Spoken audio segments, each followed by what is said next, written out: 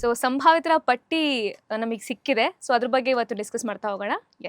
S, big boss ಅಂದ ತಕ್ಷಣ ಕೇವಲ ಕನ್ನಡ ಅಷ್ಟೇ ಅಲ್ಲ, ತೆಲುಗು ಆಗಿರ್ಬೋದು, ತಮಿಳ್ ಆಗಿರ್ಬೋದು, ಅದ್ರ ಜೊತೆಗೆ ಹಿಂದಿ ಆಗಿರ್ಬೋದು, ಸಾಕಷ್ಟು ಭಾಷೆಗಳಲ್ಲಿ ತಮ್ಮದೇ ಅಂತಹ ಒಂದು ವಿಭಿನ್ನತೆ ಹಾಗೂ ವಿಶೇಷ ಎಂಟರ್ಟೈನ್ಮೆಂಟ್ ಮೂಲಕ ಕನ್ನಡ ಕಿರುತೆರೆ ಅದ್ರ ಜೊತೆಗೆ ಬೇರೆ ಬೇರೆ ಭಾಷೆಯ ಕಿರುತೆರೆ ವೀಕ್ಷಕರನ್ನ ಎಂಟರ್ಟೈನ್ ಮಾಡುವಂತದ್ದು. ಅಂಡ್ ಹೋದ ಸೀಸನ್ ಅಂತೂ ಸಿಕ್ಕಾಪಟ್ಟೆ ಕ್ರೇಜ್ ಕ್ರಿಯೇಟ್ ಮಾಡಿದೆ. ಬಿಗ್ ಬಾಸ್ ಗಿಂತ ಫ್ಯಾನ್ ಫಾಲೋವಿಂಗು ಡಬಲ್ ಆಗಿದೆ ಅಂತಾನೆ ಹೇಳ್ಬೋದು. ಹಾಗಾಗಿ ಈ ಸೀಸನ್ ಎಲ್ಲರೂ ತುಂಬಾ ಕಾತರದಿಂದ ಕಾಯ್ತಾ ಇದ್ದಾರೆ.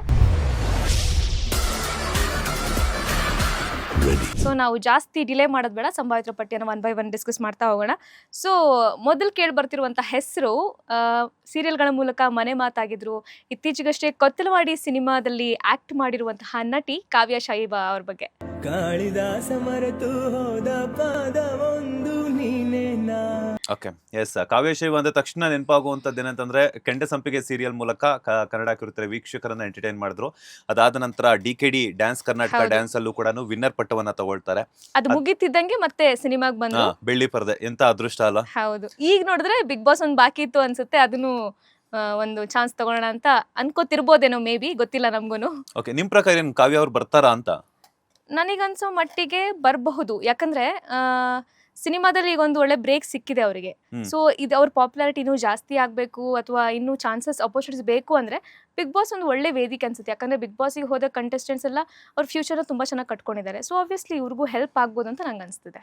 ನನ್ನ ಪ್ರಕಾರ ಏನಂತಂದ್ರೆ ಕಾವ್ಯ ಶಾಯಿಬಾ ಅವ್ರು ಬರಲ್ಲ ಅಂತ ಅನ್ಸುತ್ತೆ. ಯಾಕಂತಂದ್ರೆ ಕೆಂಡ ಸಂಪಿಗೆ ಸೀರಿಯಲ್ ಆಯ್ತು, ಅದಾದ ನಂತರ DKD ವಿನ್ನರ್ ಪಟ್ಟವನ್ನು ತಗೊಂಡಿದ್ದಾಯ್ತು, ಅದಾದ ನಂತರ ಸಿನಿಮಾವನ್ನು ಕೂಡ ಮಾಡಿದ್ದಾಯ್ತು ಕೊತ್ತಲವಾಡಿ ಈಗಾಗಲೇ ಸಕ್ಸಸ್ ಆಗಿ ಈಗ OTTಗೂ ಕೂಡ ಬಂದಿದೆ. ಸೊ OTTಯಲ್ಲೂ ಕೂಡ ಒಂದಷ್ಟು ಜನ ನೋಡ್ತಾ ಇದ್ದಾರೆ Kothalavadi ಸಿನಿಮಾವನ್ನ.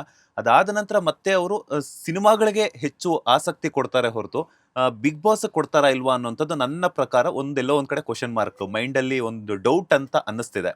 So end of the day ನಾವೇನೇ ಡಿಸ್ಕಸ್ ಮಾಡಿದ್ರು ಕೂಡ ಅವ್ರು ಹೋಗೋದು ಬಿಡೋದು ಅವ್ರಿಗೆ ಬಿಟ್ಟಿದ್ದು. ಸೊ ಅದಾದ ನಂತರ ನೆಕ್ಸ್ಟ್ ಯಾರು ನೀನು ನಮ್ಮ ಇಂಟರ್ವ್ಯೂಲು ಕೇಳಿದ್ದೆ ಅನ್ಸುತ್ತೆ ಅವ್ರನ್ನ, ಅಲ್ವಾ? ಹೌದೌದು, ಅಂದ್ರೆ ಯಾರು ಬಿಟ್ಕೊಡಲ್ಲ. ಯಾಕಂತಂದ್ರೆ ಅದ್ರದೇ ಅಂತ ಕೆಲವೊಂದು ರೂಲ್ಸ್ ಅಂಡ್ ರೆಗ್ಯುಲೇಷನ್ಸ್ ಇರುತ್ತೆ, ಅದನ್ನ ಫಾಲೋ ಮಾಡ್ಲೇಬೇಕಾಗುತ್ತೆ. ಇವಾಗ ನಾನು ಬಿಗ್ ಬಾಸ್ ಹೋಗ್ತಿದ್ದೀನಿ ಅಂತ ಹೇಳ್ಬಿಟ್ಟು ಈ ಸೋಷಿಯಲ್ ಮೀಡಿಯಾದಲ್ಲಿ ಒಂದಷ್ಟು ಜನ ಹುಚ್ಚರ್ಸಂತ ಇದೆ. ನಾನು ಲಾಸ್ಟ್ ಟೈಮ್ ಕಿಚ್ಚ ಸುದೀಪ್ ಅವ್ರಿಗೂ ಕೂಡ ಕೇಳಿದ್ದೆ, ಅಲ್ಲೇನಾಗಿತ್ತು ಅಂತಂದ್ರೆ ಬಿಗ್ ಬಾಸ್ ಡೋರ್ ಹತ್ರ ಹೋಗ್ಬಿಟ್ಟು ನಾನು ಬಿಗ್ ಬಾಸ್ ಬಾಗಿಲು ತೆಗಿರಿ ನಾನು ಬರ್ತೀನಿ ಅಂತ ಹೇಳಕ್ ಆಗಲ್ಲ. ಬಿಗ್ ಬಾಸ್ ಕಂಟೆಸ್ಟೆಂಟ್ಸ್ ಯಾರು ಪ್ರಾಪರ್ ಆಗಿ ಹೋಗ್ತಾ ಇರ್ತಾರೋ ಅವರೆಲ್ಲಾನು. ಸೊ ಹಿಂಗಾಗುತ್ತೆ. ಲಾಸ್ಟ್ ಟೈಮ್ ನಾವು ಭೂಮಿಕಾದು ಇಂಟರ್ವ್ಯೂ ಮಾಡಿದ್ವಿ ನಮ್ಮ ಚಾನಲ್ ಅಲ್ಲಿ. ಅವರು ಕೂಡ ತುಂಬಾ ಡಿಪ್ಲೊಮ್ಯಾಟಿಕ್ ಆಗಿ ಹೇಳಿದ್ರು, ನಾನು ಹೋಗ್ತೀನಿ ಇಲ್ವೋ ಗೊತ್ತಿಲ್ಲ, ಅದೆಲ್ಲ ಇದಕ್ ಬಿಟ್ಟಿದ್ದು, ಸಮಯಕ್ಕೆ ಬಿಟ್ಟಿದ್ದು ಅನ್ನೋ ತರ. ಸೊ ಅವರ ಹೆಸರು ಕೂಡ ಕೇಳಿ ಬರ್ತಾ ಇದೆ. ನೀನೇನ್ ಹೇಳ್ತೀಯಾ? ಬಿಗ್ ಬಾಸ್ ಭೂಮಿಕಾ ಅವ್ರು ಈಗ ಬ್ಯಾಕ್ ಟು ಬ್ಯಾಕ್ ಒಂದು ಕನ್ನಡ ಮತ್ತೆ ತೆಲುಗು ಪ್ರಾಜೆಕ್ಟ್ ಅಲ್ಲಿ ಬ್ಯುಸಿ ಆಗಿರೋದ್ರಿಂದ ಸೊ ಐ ಥಿಂಕ್ ಹೋಗಬಹುದು, ಹೋಗದೇನು ಇರಬಹುದು. ಅಂಡ್ ಇನ್ನೊಂದೇನಂತಂದ್ರೆ ಅವರು ಸ್ಟಡೀಸ್ ಕೂಡ ಕಾನ್ಸಂಟ್ರೇಟ್ ಮಾಡ್ತಿರೋದ್ರಿಂದ ಹೇಳಕ್ಕಾಗಲ್ಲ, ಹೋಗ್ಬಹುದು ಹೋಗ್ತಾ ಇರ್ಬೋದು. ನಂದೇನಂತಂದ್ರೆ 50-50. ನಿಮ್ ಪ್ರಕಾರ ಏನು ಅಂತ? ನನ್ನ ಪ್ರಕಾರ ಹೋಗಬಹುದು ಅನ್ಸುತ್ತೆ ಅವರಿಗೆ, ಅಂದ್ರೆ ಆಪರ್ಚುನಿಟಿ ಸಿಕ್ತು ಅಂತ ಹೇಳಿದ್ರೆ. ಬಿಕಾಸ್ ಈ ತರ ಆಪರ್ಚುನಿಟಿ ಎಲ್ರಿಗೂ ಸಿಗಲ್ಲ. ಮತ್ತೆ ಬಿಗ್ ಬಾಸ್ ಅವ್ರು ಅಪ್ರೋಚ್ ಮಾಡ್ತಿದ್ರೆ ಸಮಥಿಂಗ್ ಅವರಲ್ಲೇನೋ ಒಂದು ಯುನೀಕ್ನೆಸ್ ಇದೆ ಅಥವಾ ಯುನೀಕ್ ಕ್ಯಾರೆಕ್ಟರ್ ಇದೆ ಅನ್ನೋ ಥರ ಆಗಿರುತ್ತೆ. ಸೊ ಆಪರ್ಚುನಿಟಿ ಸಿಕ್ಕರೆ ಹೋಗ್ಬೋದು ಅನ್ಸುತ್ತೆ. ಬಿಕಾಸ್ ಅವರು ಇನಿಷಿಯೇಟಿವ್ ತಗೊಳ್ಳೋದ್ರಲ್ಲಿ ತುಂಬ ಅಂದರೆ ಒಂದು ಚಾನ್ಸ್ ತೊಗೊಳಕ್ಕೆ ರೆಡಿ ಇರ್ತಾರೆ ಎಲ್ಲದರಲ್ಲೂ. ಹಾಗಾಗಿ ನಂಗೆ ಯಾಕೆ ಹೋಗ್ಬೋದು ಅನ್ಸುತ್ತೆ.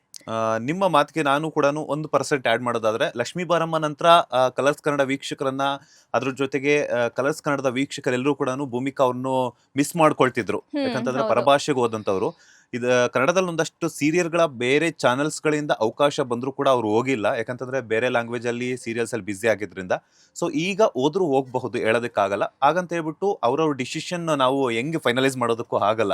ಯಾಕಂತಂದ್ರೆ ಒಂದು ಬಿಗ್ ಬಾಸ್ ರೆಮ್ಯುನರೇಷನ್ ಮಾತಾಡ್ಕೋಬೇಕಾಗುತ್ತೆ, ಎಷ್ಟು ದಿನಗಳ ಕಾಲ ಇರಬೇಕು ಅನ್ನೋಂಥದ್ದು, ಬೇರೆ ಬೇರೆ ಪ್ರಾಜೆಕ್ಟ್ಗಳನ್ನ ನಾವು ಕಂಪ್ಲೀಟ್ ಮಾಡಿಕೊಟ್ಟು 3 ತಿಂಗಳ ಮುಂಚೆನೆ ಅದರದೇ ಆದಂಥ ಟರ್ಮ್ಸ್ ಅಂಡ್ ಕಂಡೀಷನ್ಸ್ ಇರುತ್ತೆ. ಯಾಕಂತಂದ್ರೆ ಈಗ ಬೇರೆ ಲ್ಯಾಂಗ್ವೇಜ್ ಅಲ್ಲಿ ಬೇರೆ ಚಾನಲ್ಸ್ ಜೊತೆ ನಾವು ಅವ್ರು ಟೈಅಪ್ ಆಗಿದ್ರೆ ಅದೇನಾಗುತ್ತೆ ಅಂತಂದ್ರೆ ಆ ಟರ್ಮ್ಸ್ ಅಂಡ್ ಕಂಡೀಷನ್ಸ್ ಮೇರೆಗೆ ಒಂದಿಷ್ಟು ತಿಂಗಳ ಕಾಲ ಮುಂದೆನೆ ಲೈಕ್ ಏನಂದ್ರೆ ಮುಂಚೆನೆ ಇದು ಬ್ಯಾಂಕಿಂಗ್ ಎಪಿಸೋಡ್ಸ್ ಅನ್ನ ಕೊಟ್ಟು ಬರಬೇಕಾಗುತ್ತೆ. ಅದೆಲ್ಲ ಟೀಮ್ ಜೊತೆ ಡಿಸ್ಕಸ್ ಮಾಡಿ ಆಗುತ್ತೆ. ಲೇಟೆಸ್ಟ್ ಹಾಗೂ ಇಂಟ್ರೆಸ್ಟಿಂಗ್ ಸುದ್ದಿಗಳಿಗಾಗಿ ಬಾಸ್ ಟಿವಿ ಕನ್ನಡ ಚಾನೆಲ್ ನ ಸಬ್ಸ್ಕ್ರೈಬ್ ಮಾಡಿ, ಹಾಗೆಯೇ ಬೆಲ್ ಐಕಾನ್ ಪ್ರೆಸ್ ಮಾಡಿ. ಇದರ ಜೊತೆಗೆ ಫೇಸ್ಬುಕ್, ಇನ್ಸ್ಟಾಗ್ರಾಮ್, ಎಕ್ಸ್ ನಲ್ಲೂ ಮಿಸ್ ಮಾಡದೆ ಫಾಲೋ ಮಾಡಿ.